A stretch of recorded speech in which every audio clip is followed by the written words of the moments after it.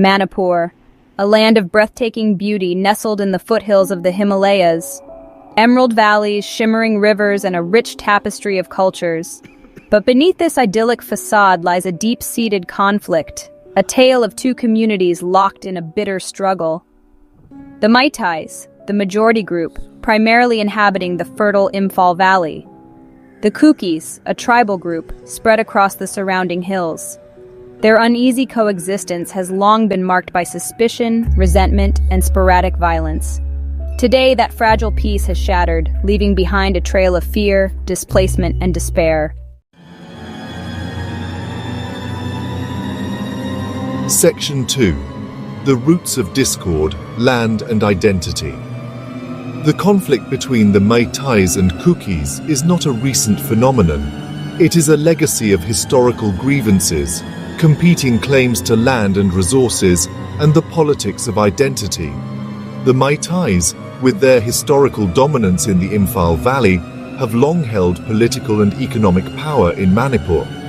The Kukis, on the other hand, have often felt marginalized, their claims to land and autonomy disregarded. One of the key points of contention is the demand for scheduled tribe status by the Meiteis. ST status grants certain benefits, including reservations in government jobs and educational institutions, and special provisions for land ownership. The Kukis view this demand as a direct threat to their existing rights and privileges, fearing further erosion of their land and political representation. Adding fuel to the fire is the issue of land ownership. The Kukis, traditionally dependent on shifting cultivation, have long claimed customary rights over vast tracts of forest land. However, with increasing pressure on land resources, these claims have often been contested by the Meiteis, leading to disputes and, in some cases, violent confrontations. The recent court order, which many Kukis perceive as favoring Meitei claims to land, has only exacerbated these tensions. The conflict is further complicated by the influx of refugees from neighboring Myanmar. The Kukis share ethnic ties with the Chin people of Myanmar, and many have sought refuge in Manipur following the military coup in 2021. This influx has added to the demographic pressures in the region, further straining resources and fueling anxieties among the Meiteis. The complex interplay of these factors, historical grievances, land disputes, and identity politics, has created a tinderbox situation in Manipur, one that has repeatedly erupted into violence. Section 3. When Fear Gripped the Hills, Tales of Violence. The recent wave of violence in Manipur has left an indelible mark on the Kuki community. Villages that were once havens of peace have been transformed into scenes of devastation. Homes lie in charred ruins, their walls bearing silent testimony to the fury that swept through them. The air, thick with the stench of smoke and decay, carries whispers of fear and loss. Numerous accounts have emerged of targeted attacks against Kukis. Homes have been systematically looted and burned, forcing families to flee for their lives. Churches and community centers, once symbols of hope and unity, have been vandalized and desecrated. The violence has not spared even the most vulnerable, with reports of elderly people and children being caught in the crossfire. The stories of survivors paint a chilling picture of the brutality that unfolded. Many speak of being driven from their homes at gunpoint, their belongings looted, their lives upended in a matter of hours. Others recount harrowing tales of hiding in the forests for days, fearing for their lives, uncertain of the fate of their loved ones. The trauma inflicted by these experiences is profound, leaving deep scars on the collective psyche of the Kuki community. The violence has not been limited to physical attacks. There have also been reports of hate speech, online harassment, and attempts to intimidate and silence Kuki voices. This climate of fear has created a sense of vulnerability and insecurity, making it difficult for many to speak out about their experiences or seek justice for the wrongs they have suffered.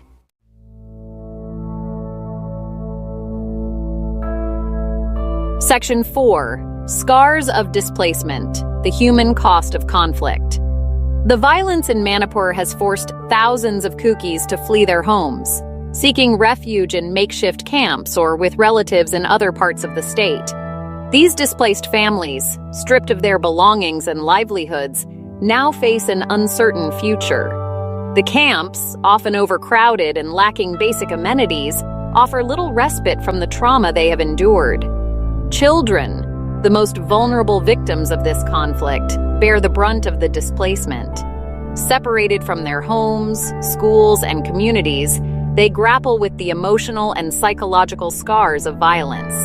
Many suffer from nightmares, anxiety, and a pervasive sense of insecurity. The disruption to their education and development has long-term implications, casting a shadow over their future prospects. The displacement has also had a devastating impact on the livelihoods of the Kukis. Many, dependent on agriculture for their sustenance, have lost their crops and livestock. Others, engaged in small businesses or daily wage labor, have been rendered jobless. The economic hardship faced by these families is immense, pushing them further into poverty and despair. The physical and emotional scars of displacement run deep, leaving lasting wounds on the lives of those affected. The loss of homes, livelihoods, and a sense of security has created a deep sense of despair and uncertainty. The task of rebuilding their lives, both physically and emotionally, will be a long and arduous one, requiring sustained support and a commitment to justice and reconciliation. As silence screams, voices from the ground. Amidst the cacophony of accusations and counter-accusations, it is crucial to listen to the voices of those most affected by the conflict, the ordinary men, women, and children caught in the crossfire. Their stories, often whispered in hushed tones, reveal the human cost of violence, the pain of displacement, and the longing for peace.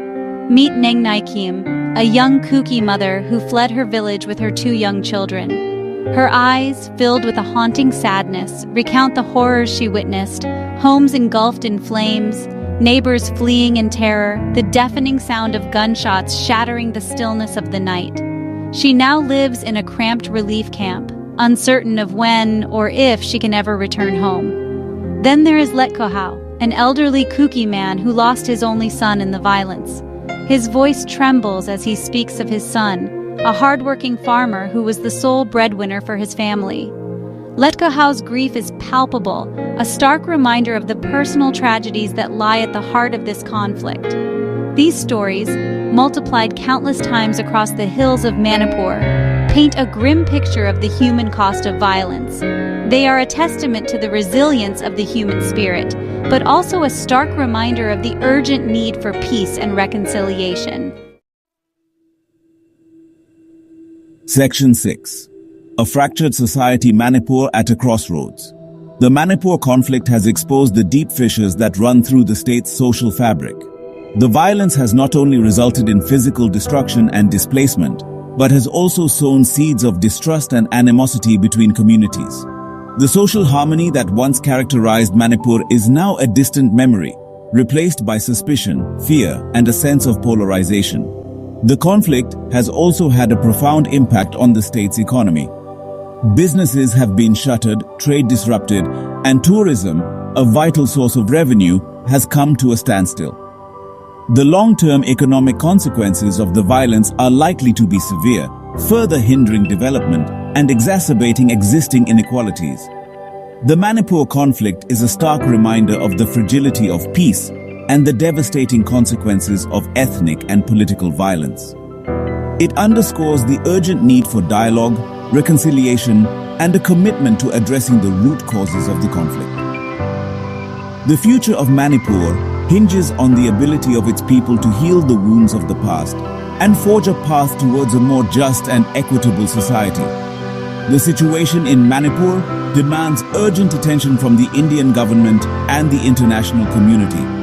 The immediate priority is to ensure the safety and well-being of all citizens, provide humanitarian assistance to those affected by the violence, and create conditions conducive to dialogue and reconciliation. Section 7. The Long Road to Reconciliation, seeking peace amidst the ruins. As the dust settles on the recent violence, the daunting task of rebuilding shattered lives and communities begins. The road to reconciliation in Manipur will be long and arduous, demanding a concerted effort from all stakeholders. It requires a willingness to acknowledge past grievances, address the root causes of the conflict, and foster a spirit of forgiveness and understanding. The first step towards healing is to ensure justice for the victims of violence. This includes holding perpetrators accountable, providing adequate compensation for losses suffered, and creating mechanisms to address historical injustices. The judicial process must be seen as fair and impartial, instilling confidence in the rule of law and paving the way for reconciliation. Equally important is the need to address the underlying issues of land rights, tribal status, and resource allocation. This requires a comprehensive and inclusive approach, involving all communities in the decision-making process. The government must act as a fair arbiter, ensuring that the rights and interests of all groups are protected. Reconciliation also necessitates a concerted effort to bridge the divide between communities. This involves promoting inter-community dialogue, fostering cultural exchange programs, and creating platforms for shared experiences. Education plays a crucial role in shaping perceptions and promoting understanding. Schools and universities can become spaces for fostering empathy, challenging prejudices, and nurturing a shared sense of identity. Section 8. Beyond the headlines, understanding the complexities. The Manipur conflict is often portrayed in simplistic terms, reducing it to a clash between two communities. However, the reality is far more nuanced. The conflict is rooted in a complex interplay of historical grievances, competing claims to resources, and the politics of identity. It is essential to move beyond simplistic narratives and engage with the complexities of the situation. This requires understanding the historical context, the socio-economic factors at play, and the role of external actors. It also necessitates acknowledging the diversity of perspectives within each community, recognizing that there are voices of moderation and reconciliation, even amidst the cacophony of conflict. A deeper understanding of the conflict also requires recognizing the role of misinformation and propaganda. In today's digital age, social media platforms can be easily used to spread rumors, incite hatred, and exacerbate tensions. It is crucial to be discerning consumers of information, verifying facts before sharing them, and challenging narratives that promote division and hostility. Ultimately, resolving the Manipur conflict requires a multifaceted approach that addresses both the immediate symptoms and the underlying causes. It demands a commitment to justice, a willingness to engage in dialogue, and a shared vision for a future where all communities can live together in peace and harmony. Section 9. A plea for peace. Bridging the divide. The violence in Manipur is a tragedy for all involved. It has shattered lives, torn apart communities, and left a deep scar on the soul of the state. The path ahead is fraught with challenges, but the pursuit of peace must remain the ultimate goal. The people of Manipur, both Meiteis and Kukis, share a common history and a common destiny. They have lived together for generations, their lives intertwined in countless ways. The bonds of kinship, shared cultural traditions, and a common love for their land provide a foundation for reconciliation. The time has come to silence the guns, to lay down the weapons of hatred and division. It is time to listen to the voices of reason, to embrace the values of compassion and forgiveness. The future of Manipur depends on the collective will of its people to choose peace over conflict, dialogue over violence, and unity over division. Let us work together to heal the wounds of the past, to bridge the divides that separate us, and to build a future where all communities in Manipur can live together in peace, harmony, and mutual respect. The journey towards reconciliation will be long and arduous, but the pursuit of peace is a goal worth striving for, a dream worth fighting for.